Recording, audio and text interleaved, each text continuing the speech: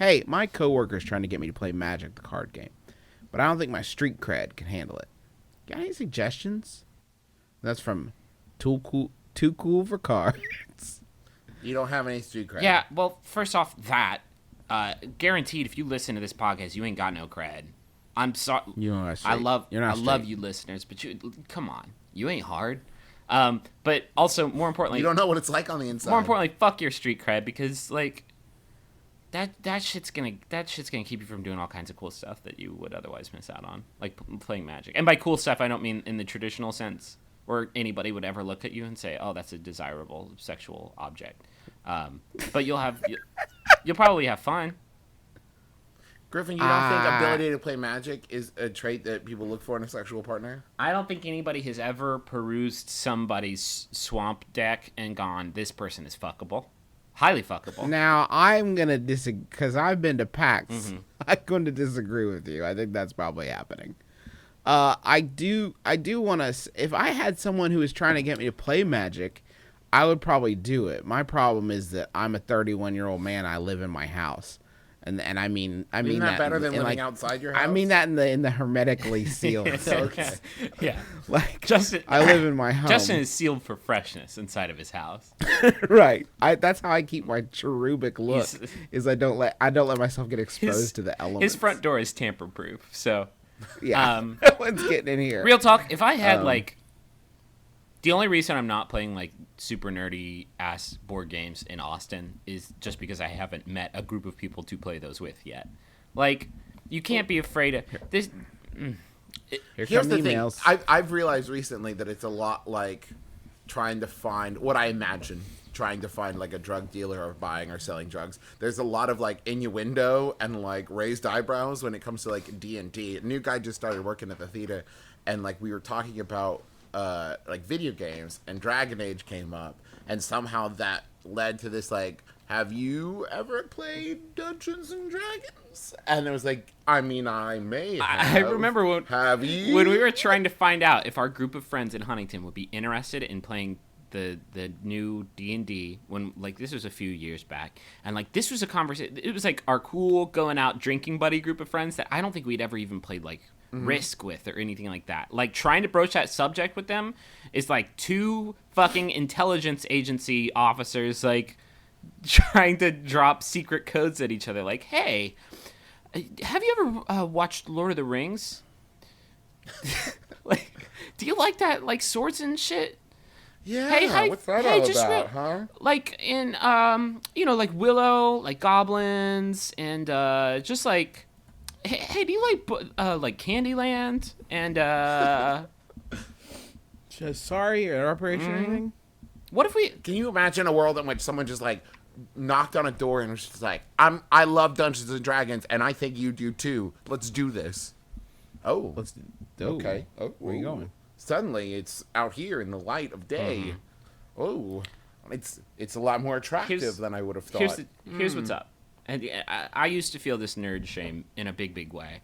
And even when I was like writing about games professionally, like I would be embarrassed to tell people what I did, because I was in college and I cared about what other people thought about me. But like, if you want to play Magic the Gathering, like if you want to get super into it, just fucking do it. Like if you want to do something and it's healthy, then just do it, and don't let your so-called street cred, which isn't a real thing that exists. Everybody's too busy like giving a shit about whether or not people think what they're doing is nerdy to actually do it to other people. So just fucking. Okay, I see your point. Like I know what you're saying, and I do think anybody can get hung up on what outside perception, but at some point your inner perception comes into play too. I mean, I think it's legitimate to say that you don't want to see. That's not the kind of person that you want to be. You don't see yourself as the sort of person who plays Magic the Gathering. Like that's not your. But that is. But they haven't tried it yet. They haven't. First off, they haven't tried it yet. But second off, it's fucking stupid to define yourself that like. when you play, like if you play Magic the Gathering, if you start playing it, you are not all of a sudden the guy who plays Magic the Gathering. And if you do think of yourself that way, then you need to... literally defined, yes, you're incorrect. Okay, but go on. You know what I mean. You're not like, hey, I'm the Magic guy. Like, people don't introduce you at parties. How many times do you think you need to get spotted by babes playing Magic the Gathering before that particular image you're sticks? Goofing. Answer you one. You are goofing. One. You are goofing right now. But this is like the actual thing that this person is worried about. Just fucking own it. Just if you... It's 2012. It's not 1995 where you're going to get beat up. Yeah, nobody's going to like... Magic the Gathering. A nerd is not going to... Or a bully's not going to come and like drop a big pile of sand in front of you and then proceed to kick it all over your face in cards. Like... That scenario, by the way, did not take place on a beach. That's why they had to bring their own sand to kick on you. Okay. They're not going to open a bag of sand and dump it at your feet and then wait for the whole thing to empty out and then kick it. I swear to God, if you own it, like, you are never, ever, ever going to have an issue with this. There's lots of things I haven't tried that I don't think... that I don't think are cool, so I don't want to do them. Like what? Like we just had a 10-minute goof about how we're not going to take swing dancing. But that's different because we don't want to be those when people. If I got like super into Magic and I went out to like a park or something and had an intense Magic the Gathering match, I wouldn't be doing it so other people would look at me. Quite the opposite, actually. But if I went to the park and started swing dancing, I might as well be like. I might as well put up signs and fucking charge admission because I want people. But would you wear a cloak? That's what I keep coming back to. Is my question? Would you wear a cloak? You're bordering on hate speech right now. So watch it. You're being very mean to Magic. Thin Ice. I'm not. No, I'm not. Like I play like. This isn't what I'm saying. What I'm saying is, like there are things that you don't have to feel peer pressure to be nerdier than you are. That's what I'm saying. You also don't need to feel peer pressure to not try. That's what I'm saying. Everything that you are worried about, I swear to you, because this person's not going to go around like throwing Magic cards in everyone's face, like I'm the king of all Magic. That's unless it turns out he is. If it turns out you're the king of all Magic, prophesized about for centuries. Go. There is a king of all. Right. He is coming. Make it rain. Praise be his name. Go make it rain. Right. But that's not what this person's doing. This person is worried about outside scrutiny that it doesn't fucking exist. I swear to you, it doesn't exist. So let's boil it down. This is what I think we're saying. Stop, take a second, close your eyes, don't worry about anyone else. If you truly don't want to play because you're not interested in doing it, fine. Then like you say, you know what, I've got enough stuff going on, I'm not interested in it, great. But if your only hesitancy to not do it is that you're afraid of being judged by other people, try it. Yeah. But do remember that you are judged by other people all the time. You aren't being judged by other people all the time. And if you are, fuck those people. Like, that's going to have zero... Griffin's not afraid to tell everyone about his Pokemon days. Yeah. By which I mean... current. To present. Yeah. Now, this day, he's telling the person about the day that he is Pokemon in. days. I'm not saying go around and write songs about Magic the Gathering and then sing them to people. That's not what I'm saying.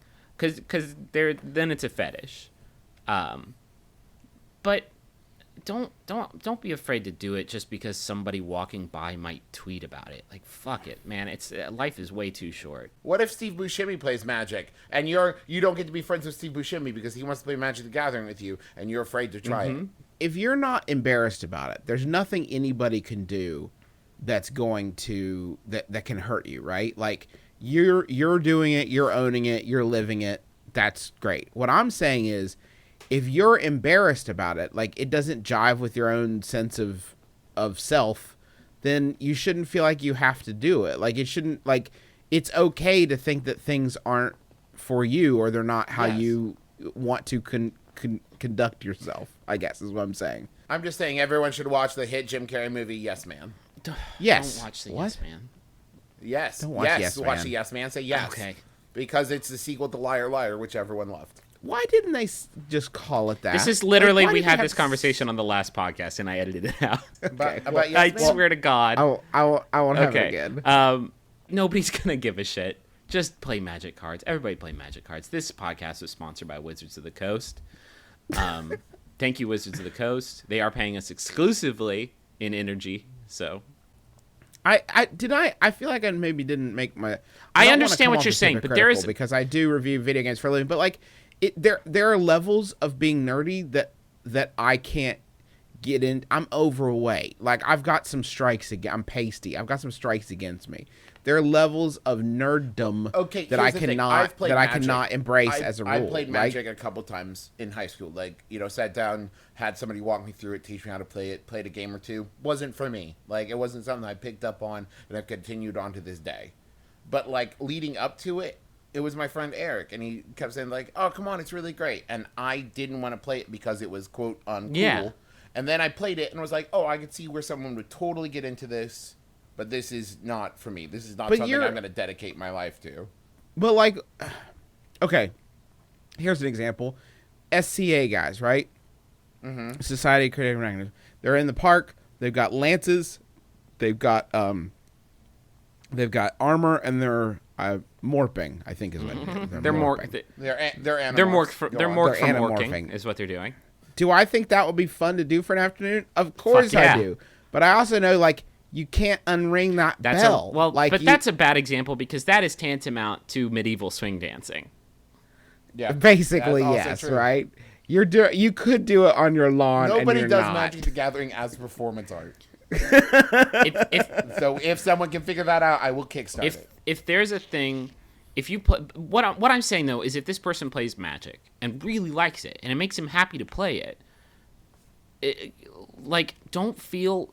If you just own it, then you're not going to feel embarrassed about it. If you don't let it define yourself, if you just say, yeah, it's a thing I do, whatever, like it's fun. I enjoy doing it. Yes, that is the thing. That is the key, Griffin. You're right. And that is the salient point that I want to get across. If you're not embarrassed about it, then don't worry about it. But I'm saying that's a switch. No, but I think you're using the word embarrassed where you should say if you don't like it, if you don't enjoy it. That's not what we're saying. That's not what we're saying at all. The embarrassment in your brain, and I swear to God, this is true, it's a switch. And you can flip it. You can flip that switch from, like, I used to be embarrassed to, like, fucking ride the bus in Chicago and like play my Nintendo DS. Like I would not do that because I didn't like people watching me play video games. But like I flipped that switch eventually and I realized that this is a thing I want to do on here. Like it's a great way to pass the time. I'm going to do it. And then it seriously is as easy as that. I get your point. Like I understand what you're saying, but that level of like, it's not as easy as you're making it seem, because that level of social recalibration, deciding that something is appropriate socially, like just deciding it for it doesn't yourself, matter if it's appropriate. That doesn't always fly, like, because you still do live in a society. Like it's the same reason I think sweatpants are comfortable, but I'm not wearing them every day because that's not what I'm saying is if you wear those sweatpants on a bus and fucking 55 people on that bus see you and all say, look at this fucking goon in his sweatpants, and then they go home to their families at night, they are not going to talk about your goddamn sweatpants. They're not going to remember that you exist. You're dead to them. That's listen, like, this is not a message of sunshine and flowers. Like, you are so fucking insignificant that maybe 10 people are going to remember you after you die. And those 10 people sure as fuck aren't going to remember that you played Magic cards. I guarantee it. So good luck. Like, life is meaningless. Life is meaningless, I guess. And like, you're super insignificant, and you're probably not going to be famous. If you get famous, then yeah, maybe you shouldn't be playing Magic cards. But Steve Buscemi, if you're listening, and I hope that you are, probably put them down. Or maybe you should play Magic Maybe you cards. should. You could lead the fucking revolution like Vin Diesel when he's like, yeah, I play D&D. Like, he fucking started the movement, and he made it easier for the rest of us, and thank you, Vin Diesel. But like, seriously, nobody gives a shit.